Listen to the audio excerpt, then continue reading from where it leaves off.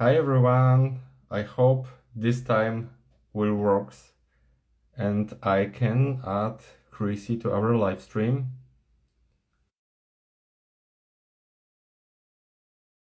Hi, nice to see you here. Hi Anna. Okay.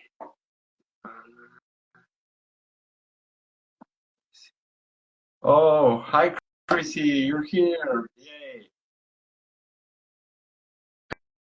I will try to add you to this live. Wait a minute. Hey, hey Anna. This is normal that on Instagram. Hi. Oh, oh, hi, we got this. Finally. I'm sorry. I totally No, messed no everything up. worries. How No are you worries. doing? I'm so sorry. No problem. No worries. I spoke with amazing people. I answered questions. So we don't we didn't start without you. So we don't speak about our topic. But Good. yeah, Well, thank you amazing. for having me. Yeah, amazing. You're here. I'm so happy, and I hope you're doing well. I am. I am. I'm sorry. I'm just kind of sometimes joining live videos with Instagram. Like it just, I emailed you and then I went to do something else and I came back and I was like, oh shit. So Yeah, here and we I was are. try to get you on Instagram, then on your email, and I can't your phone. Okay. I know I'm a little bit old for some of this stuff, but anyway, no, thank you for having me on. It's so nice to meet you. How are you doing today? Yeah, nice to meet you too. I'm pretty good. Good. Uh, uh, Last week was terrible, absolutely terrible, but now it's pretty fine. Okay, that's good. Yeah, that's good. And I'm really excited to see you here. And it is so amazing that I'm here in Poland. You're somewhere there, 1,000 miles away, and we speak here. We don't know each other till now. Yeah, Yeah, and I'm in Colorado. So, yeah, I'm in the mountains, the Rocky Mountains in America, and I will be in Germany in Berlin, which yeah. is at least close to you. Yeah, It yeah. is. I hope I will be there on Yeah. 31 Yeah, on May, yeah. May 31st in Berlin. Yeah, yeah, yeah. Perfect. I hope I can do this because ev every month I go to Hanover, so I drive. I am near Berlin every month, so I think I can go there to meet you in real life. How long does it take to drive? To Berlin, I think 3 hours. Oh, that's not bad at all. Yeah, yeah, that's not bad. So Yeah. there is I, a highway from Poznan to Berlin, so 3 hours, and I'm there. I was thinking about renting a car and driving to Vienna, Austria. Yeah, But some people have told me that it can be scary driving in Germany because everybody drives so fast. yeah, that's true. That's true. Yeah, But I think I'm yeah. going to do it. Yeah, I hope I go to Berlin because I don't know if you know Andrew from Berlin. He is IOCDF advocate, Andrew Goward, I think. Yes, I know Andrew. Yeah, so he invited me each month. Lucas, you have to come to Berlin to see me, and every month I don't have so much time to go there, but I think hopefully uh, we can see That, with Andrew, with you. Yeah, that will be so amazing. we're doing, I'm partnering with Duke Aldurum. He is Hmm? he does spoken word and open mics in Wales. So the two of us are partnering and we're doing a speaking event um and then we're going to do an open mic. Cool. Amazing. Sounds amazing. So I have to be there. Yes, you do. You have to be there. And anybody watching, Berlin, Germany, May 31st. Details to come. We just solidified it yesterday. Yeah, I will absolutely share this on my stories too, because there is so many people I know from Germany, from Poland, who who really struggle with OCD, and I hope this is a really great idea to really great time to see others people Yeah, to meet this amazing community, because today we will speak about peer support. exactly. Community. Community, yeah, and I'm so happy we will speak about this, because this community really helped me in my OCD journey. When I started therapy in 2023, I joined to Facebook group. There are many amazing people too in Poland, but then I started my account in English. So I met so many amazing people, therapists and sufferers, who really who give me hope, who gives me support, and this is really amazing. Hmm. And Community is really important in recovery and healing and really being able to reduce the shame around living with OCD. And to develop self-compassion as well. yeah, absolutely. And we feel less alone when we Hmm. speak with others who really understand what we're going through, Hmm. we have to fight with. So this is really important, and Hmm. I'm so happy I'm in this community, Yeah, because yeah, it's priceless. it is. It is. It's, I would say, I mean, I went through treatment for OCD about 25 years ago, a little over 25 years ago. And really the bulk of my healing, like come from the emotional experience of OCD, has come in the last 10 years, 10, 15 years of being able to meet other people that have OCD, be able to hear other people's stories so I didn't feel so alone. Um, and really just to be able to practice more acceptance around that I am a Yeah. person that lives with OCD and that I'm still going to be okay if OCD shows up later down the line. Yeah, absolutely. And when I was not in this community for 3 years, I was alone in my home. I didn't tell anyone about my problems, about my thoughts, and about my struggles. So I really felt alone, and I was really scared to tell anyone about this. And when I joined this community and I saw people who share their experience and their stories, I saw that, yeah, I'm not alone. I can speak about it, and that's why I started to speak about it out loud, because I don't want to people feel as I felt Right. through all these days.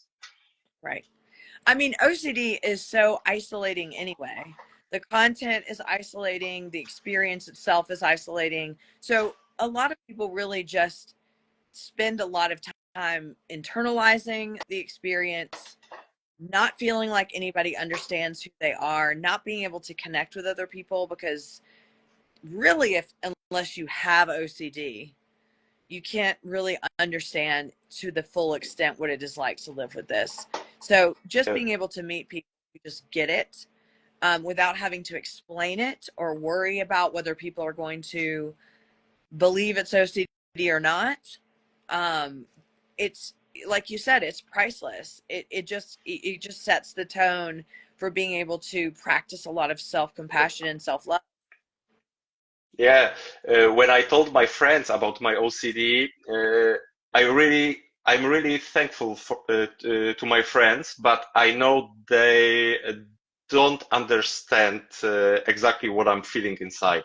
And when I speak with you, when I speak with other, not only therapists, but also people with OCD, I feel that they understand what it is, that OCD is not me, that we are not our thoughts, and um, others without OCD really helped me, but I know that I don't expect them to understand this because this is impossible. Right. Absolutely impossible. Right. Exactly. But yeah, but only when we're speaking about it out loud, we can make society more aware Mm-hmm. of what we're feeling. That and we can break the stigma, because this is the point. Because people are suffering alone, and they don't want to go outside and tell anyone about this. And this is thing I think I can change this with help other people. Mm-hmm. Oh yeah, the more we talk about it, especially the taboo intrusive thoughts, Yeah, sexual, violent intrusive thoughts. I mean, the more that the public or the therapeutic community knows that this is a thing, the more likely people are going to speak out sooner instead of staying quiet for as long as they do and having to suffer in silence and suffer alone. yeah. So this is also amazing that the social media and this all Instagram, Facebook really help um to spread awareness, and it's amazing that we can start our advocacy and help others just like that. Yeah. Yes. When I started speak about it, so this is also the really good point, because I tell anyone that I'm not therapist, and this is so important, because peer support, it's not therapy. Yeah. It's not. So, and that's just a shout out. Hey, Jacob. Hi. Good to see you. Hi. I yes, it is important to know. There's a couple things to know about peer support. So peer support is not a therapeutic role. It is really an individual who is trained and certified to provide support in the way that you're walking alongside someone wherever they're at in their recovery. So that's the first thing. Sometimes people come to me and they want therapeutic advice. They want me to talk to them about exposures. That's not my role. My role is not to do anything therapeutic. I always say it's my job to stay in my lane, and my lane is strictly support. And that is important for OCD. But the second thing is, there's a lot of people out there that want to provide support to people, meaning I want to share my story. I want people to know they're not alone. But to put the label as a peer support specialist, you need to be trained. Like if someone wants to do peer support as a business, you need to get the training, not only to protect yourself, meaning protect yourself from being triggered and, from understanding boundaries, but you also Yeah. want to understand that you're supporting. So if someone is interested in becoming a peer support specialist, find out what your country or your state, find out the requirements, go to training, and do yourself and everybody else a favor if you're going to provide peer support, and make sure that you're trained and supervised and that you have the experience so that you really are showing up for people in a space that's going to have their best interest in mind. Yeah. Absolutely. And this is also important, because when I share my experience with others, and people think, because I think I know really much about OCD, about how OCD works and how influence on me, but people every day are asking me, Lucas, what should I do? What is the best treatment? And so on. And I tell them I'm not therapist. Mm, I have my own problems, and this is what you said. We have to make boundaries, and me as not a therapist, when someone last time I have situation when a teenager wrote me message that she has suicidal thoughts, and this is really hard for her, but this is also really hard for me Yeah, because I'm not therapist. right. And especially when we're talking about social media, because often we will get messages like that, and we also know what it's like to be in a position of desperation, in a position of absolute panic and crisis and wanting to find relief. But this is specifically why I don't answer messages on social media, and I Yeah, even have it on my I have it on my profile, is because I don't know where people are in the world. And yeah, if I have someone writing to me saying I need your help, or I'm going to, but because I'm feeling suicidal, I am a person that is required to call for intervention.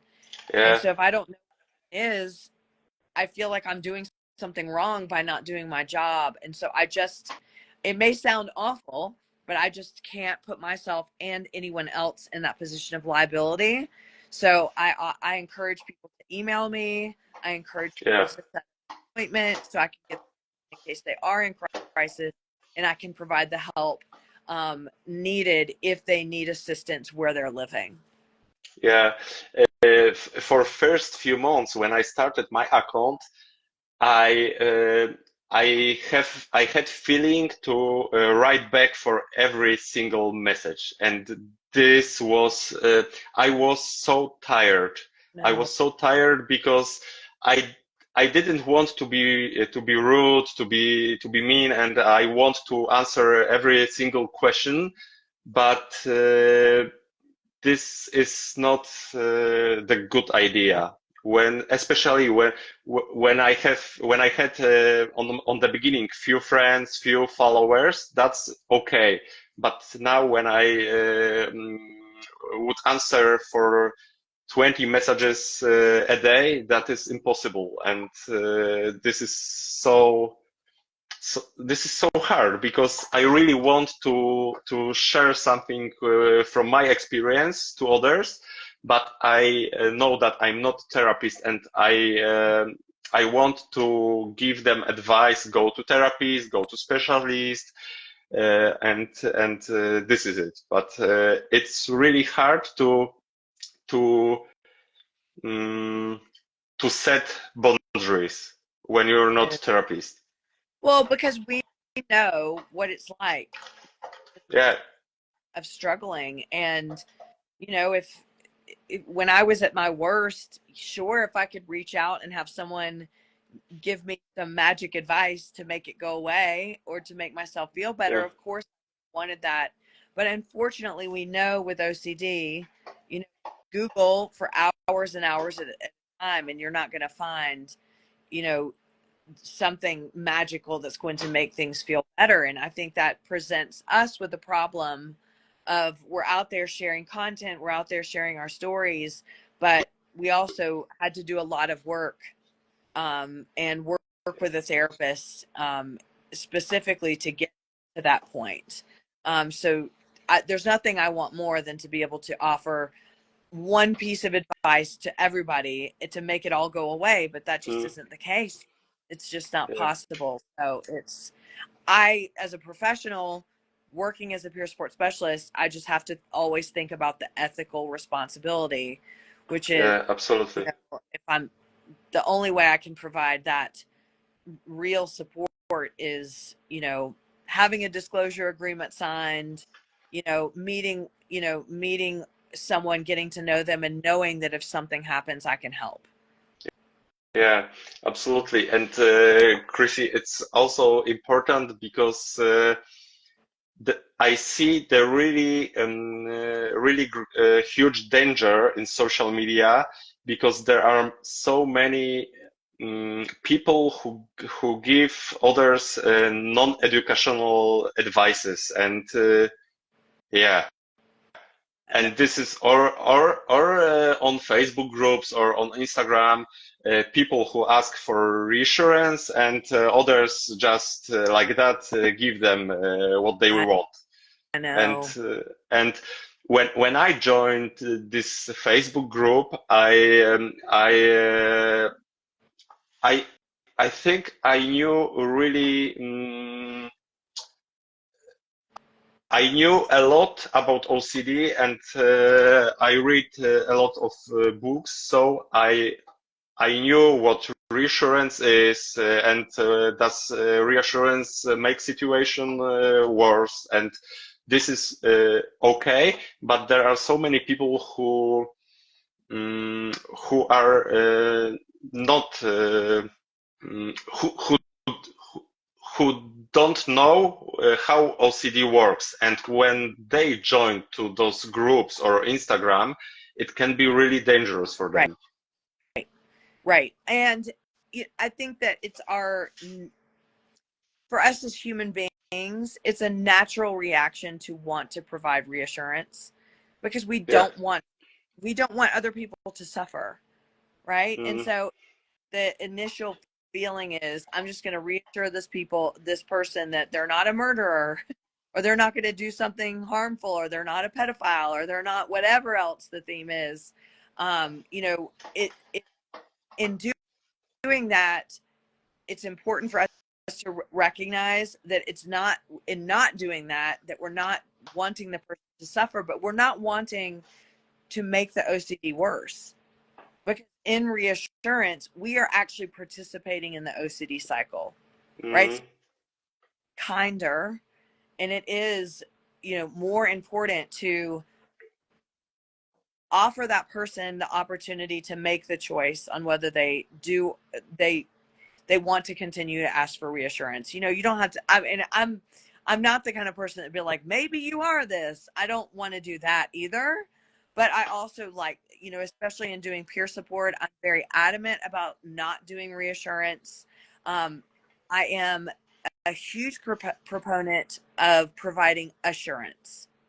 And to mm, me, that is helping people to know they're not alone, helping people to know the correct pathway to go for the correct therapy, and sharing with them that I understand what they're going through. I have been there before.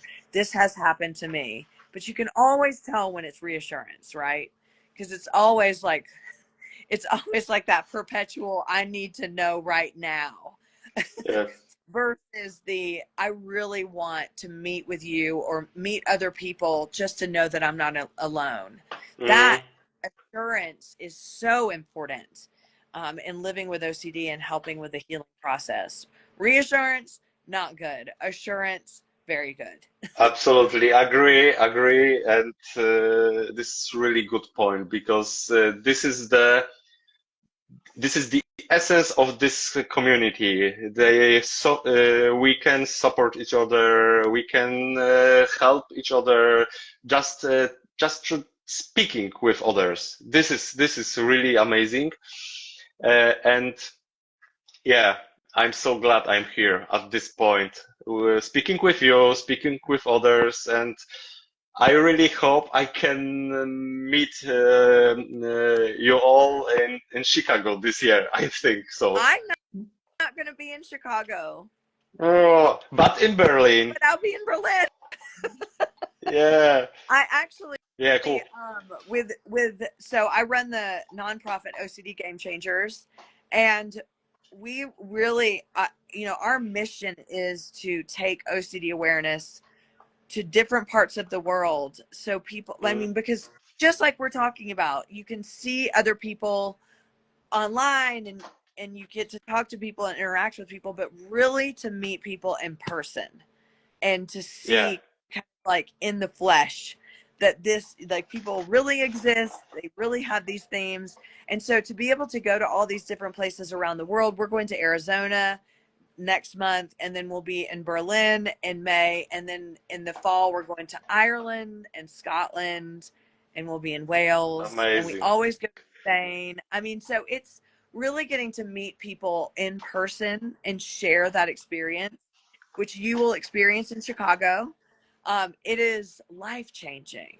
Yeah, I know because from my Instagram, I know only few people from Poland, from my city, and I speak with so many amazing people from USA, and I I'm sure that when I go to Chicago and see all these people, I will cry. I'm This sure that will be your first time going to a conference. yeah. Oh, you'll love it. I mean, it's I've been to the IOCDF conferences for many, many years, and if this is your first one, you will be so excited and blown away when you finally get to meet all these people in person. You're going to have a Yeah. blast. Yeah, I hope so. I'm a bit scary because I go there alone without my wife and without my kids. So this will be also great, a really big exposure for me to Yes. travel alone. Yeah, Will you I be don't fly, want will you fly directly to from Poland to Chicago, or will you stop over in New York or London? from Poland to Germany and from Oh, Germany to Chicago. okay, Frankfurt, or where will Yeah, I think Frankfurt. yeah. Okay. Well, that's not too bad. That won't be a bad flight at all. Yeah. So, I saw one question for you, Chrissy. Uh, I think, well, yeah. Can you please suggest how to deal with OCD before periods and during periods? Because it's tough during such days. Please reply. Um, well, I mean, for me, just knowing that during those times are going to be harder because typically, for a lot of people, when you're having hormonal changes, OCD can change and shift and get worse. So what I like, what helps me is just knowing exactly when I'm going to be experiencing premenstrual, so PMS, and then during a period, like I'm assuming that's what they're asking is during like your Mm. premenstrual. I'm hoping, but um, I just mark it on the calendar. And so I know exactly when this is going to happen. And I can, if once, when I see that that's about to occur, I can anticipate that OCD might be worse. It doesn't necessarily make the symptoms feel better, but at least if you know what it is, it can help you to understand why it's happening instead of kind of Yeah, feeling this paranoid, kind of the crisis of, oh my gosh, this is going to be horrible for a while. Typically, every month you can kind of see the pattern. Is it worse the few days before? Is it worse during? Is it worse mm, after? Then anticipate and predict that pattern every single month. That's what helps me. yeah, absolutely. I don't have periods, but I saw the same. I don't want to say the same situation, but something like this when I am sick. When I am sick, OCD is getting worse, and Absolutely. this is normal thing. Yes. Or when I have so much stress at work, or if I have stress between me and my wife because we have a really tough situation between us, then my OCD is getting worse. Yes. I mean, OCD is very much a cyclical disorder. Hmm. And, from a long term recovery perspective, to be able to recognize when OCD tends to get worse. Is it seasonal? Is it when Hmm. it's cold outside? When it's hot? Is it around certain holidays?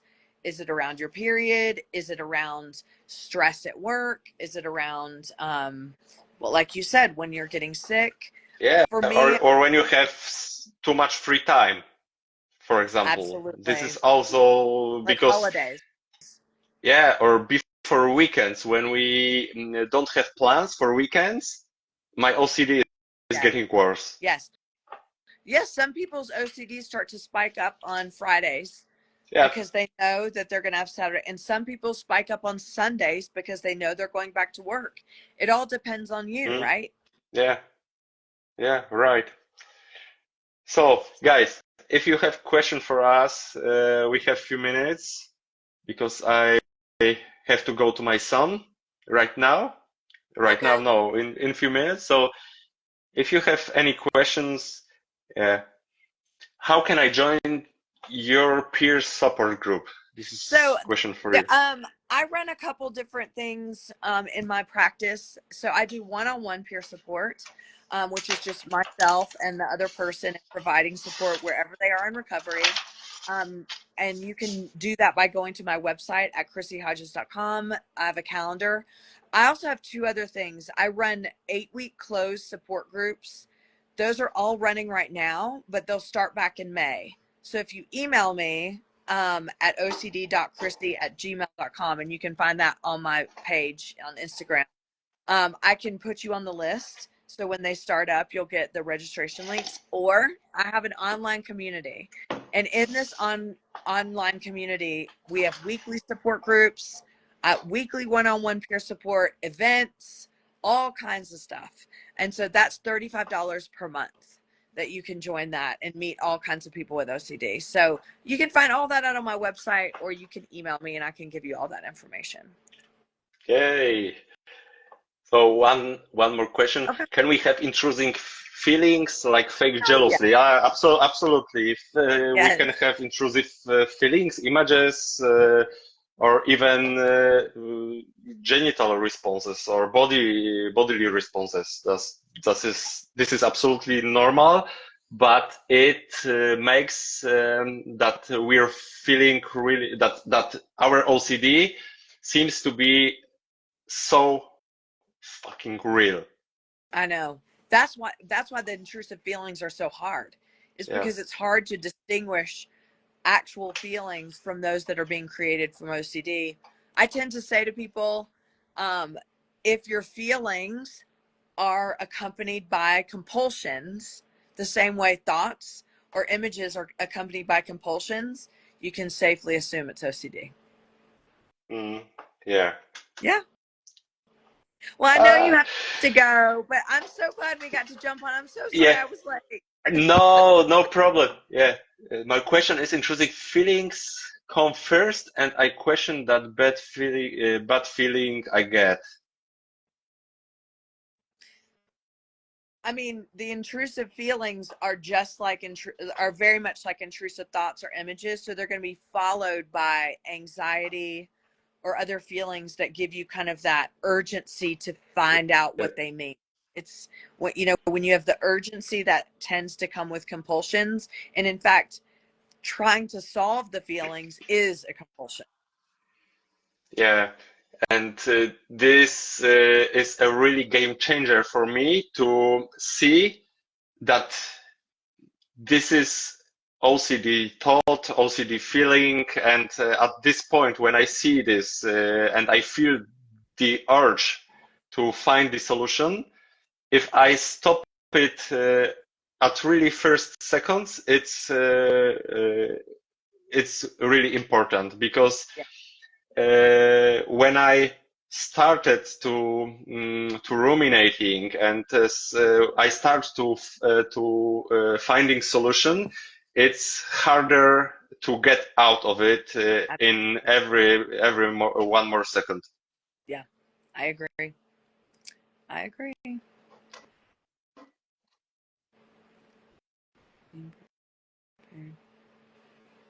Um, Internet connection. I will save this live stream, so you can go to you can see it on Instagram or you can see it on YouTube channel. I will yeah. share it, and there will be all answers we shared here with you guys. Okay. All right. So Chrissy, I'm really happy I can meet you here, and I really hope I can see you in real life because Yes, you're amazing. thank You're so amazing, and you. I feel the same vibe with you. I do too. And I'm so glad to meet you. And I really will be in touch.